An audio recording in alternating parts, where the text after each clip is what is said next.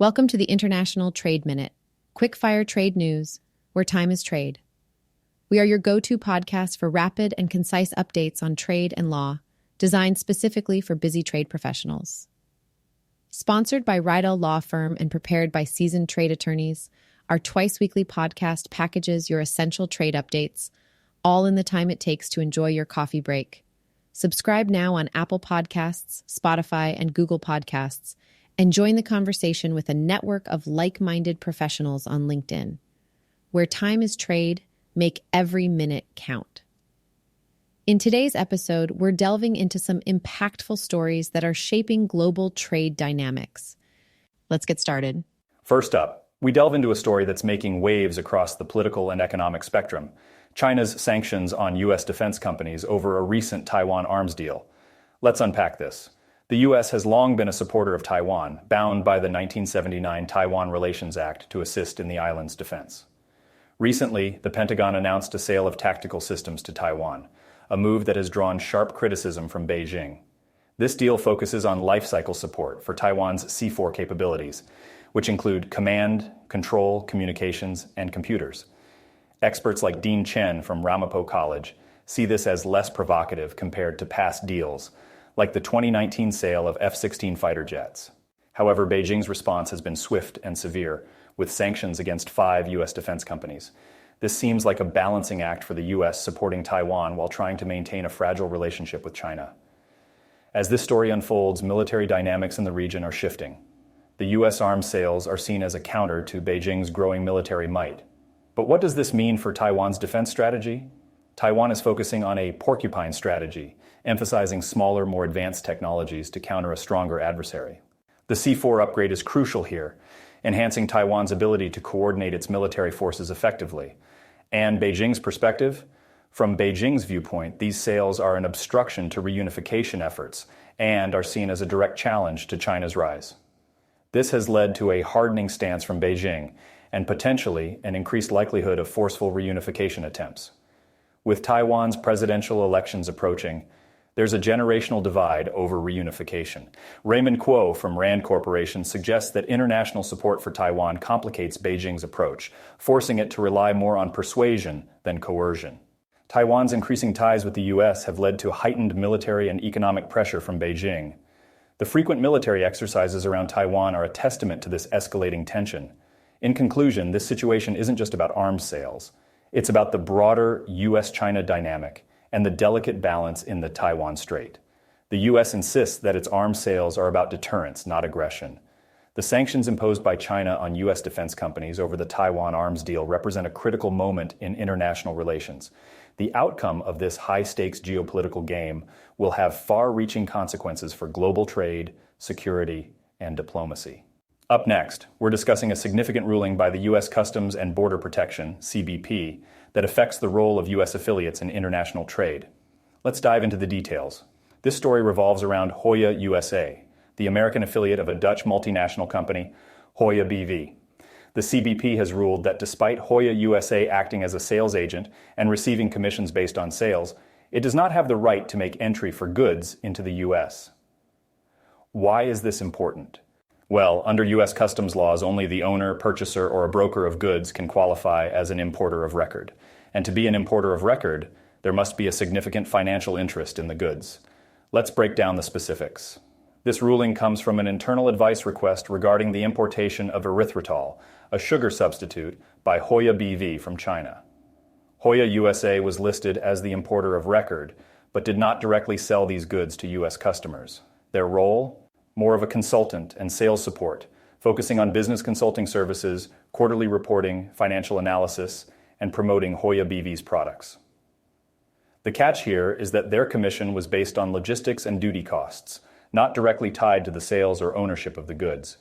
This decision by the CBP has broader implications for multinational companies operating in the U.S. It clarifies the criteria for being an importer of record and emphasizes the need for a direct financial interest in the imported goods. The ruling signifies that merely receiving commissions or acting as a sales support does not equate to having a sufficient financial stake in the goods. This could lead to changes in how multinational companies structure their U.S. operations and agreements with their affiliates. So, what's the takeaway for businesses? Companies must carefully evaluate their agreements and roles of their U.S. affiliates in the import process. It's crucial to establish a clear financial interest in the goods being imported to meet the criteria set by the CBP for an importer of record. Failure to comply with these guidelines could lead to legal complications and delays in the import process, impacting the overall efficiency of international trade operations. On to our next story, we're talking about a significant development in customs processing. The U.S. Customs and Border Protection, CBP, has made a ruling regarding the generation of invoices for entry documentation through electronic data interchange, EDI. Let's get into the details. The CBP has confirmed that customs brokers like Mohawk Global Logistics can generate commercial invoices from data provided through EDI transmissions. This is a big step in streamlining the customs process, as it leverages technology to make trade more efficient. EDI is a system that allows the transfer of data electronically between organizations, and in this context, it's being used to transfer commercial invoice elements either from the shipper-seller or the importer of record. According to the CBP's ruling, as long as the invoice meets the timing and content requirements of customs regulations, it's considered valid. This means that the computer-generated invoice will be treated as an original commercial invoice under CBP regulations, not requiring any additional declarations like those needed when using copies. The key here is that these EDI-generated invoices must contain all the necessary information, including the name of a responsible employee who has knowledge of the transaction. The absence of a physical signature, which is a common feature in digital transactions, does not invalidate the invoice. This ruling simplifies the entry process for goods into the United States. By allowing invoices to be generated through EDI, customs brokers can streamline their operations, reducing paperwork and potentially speeding up the customs clearance process. This move by the CBP shows a recognition of the growing role of digital solutions in international trade and their commitment to adapting regulations to modern business practices. The CBP ruling also offers flexibility for handling additional declarations that may be required for specific commodities. According to Mohawk, these could either be transmitted by EDI and included on the form, or provided separately by the importer of record or their supplier if necessary. This flexibility ensures that all compliance requirements can still be met in a digital framework. Moving on to our next news, we're delving into a significant development in U.S.-China trade relations. The U.S. Department of Agriculture, USDA, is grappling with new Chinese export facility requirements that are impacting American exporters. Let's get right into it.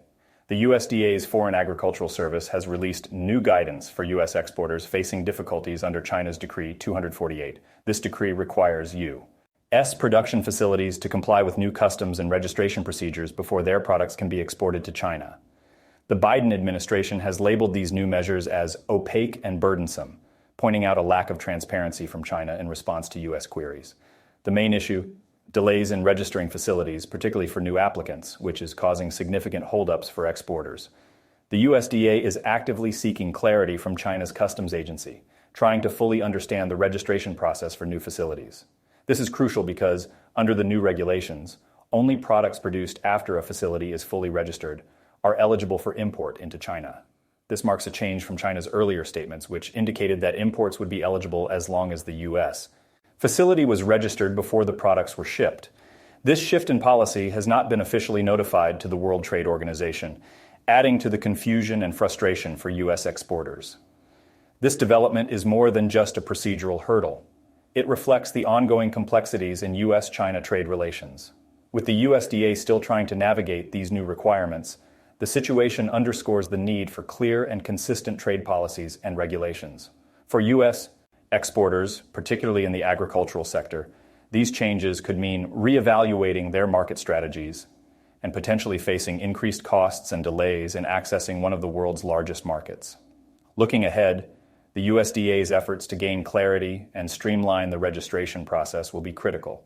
The resolution of these issues will not only impact individual exporters, but also the broader trade relationship between the U.S. and China. It's a situation that requires close monitoring as it holds significant implications for international trade dynamics. To end our episode for today, we're discussing a critical development in the cannabis industry, particularly focusing on import supply chains and customs compliance. Let's jump right in. The Customs and Border Protection, CBP, is intensifying its scrutiny on cannabis industry imports, specifically targeting undervaluation practices. According to a January 2nd blog post by law firm Neville Peterson, the CBP's growing understanding of cannabis-related products is enabling it to detect and act against underreporting of values more effectively. An interesting tactic noted by Neville Peterson involves foreign shippers using strawman companies to act as the U.S. importer of record. This strategy has been employed to disconnect the foreign shipper's name from the importation of cannabis-related articles. However, the CBP has been rejecting entries where the importer of record does not have a legitimate ownership or purchasing interest in the merchandise. This issue of undervaluation isn't small scale. Some shippers have been found to grossly undervalue their merchandise. In recent cases, when the true value is discovered, the U.S. buyer, who must step forward and prove their interest in the shipment, is then required to file a new entry and pay additional duties. Neville Peterson's attorney confirmed that the firm is handling cases for industry members facing potential duty liabilities ranging from $1 million to $25 million. The crux of the matter lies in the cannabis industry firms often leaving shipping and customs issues to their suppliers, leading to these undervaluation problems. With the CBP's enhanced enforcement actions, it's crucial for companies in the cannabis industry to closely monitor and manage their import supply chains and ensure compliance with CBP regulations. What does this mean for the industry? It's a clear signal that the cannabis sector needs to adapt swiftly to these regulatory changes. Companies must take a proactive approach in assessing their import procedures and ensure they are in line with legal requirements to avoid potential liabilities and disruptions. Thank you for joining us on International Trade Minute, your rapid source of trade updates for busy trade professionals, and we hope to have you back for our next episode. Don't forget to subscribe.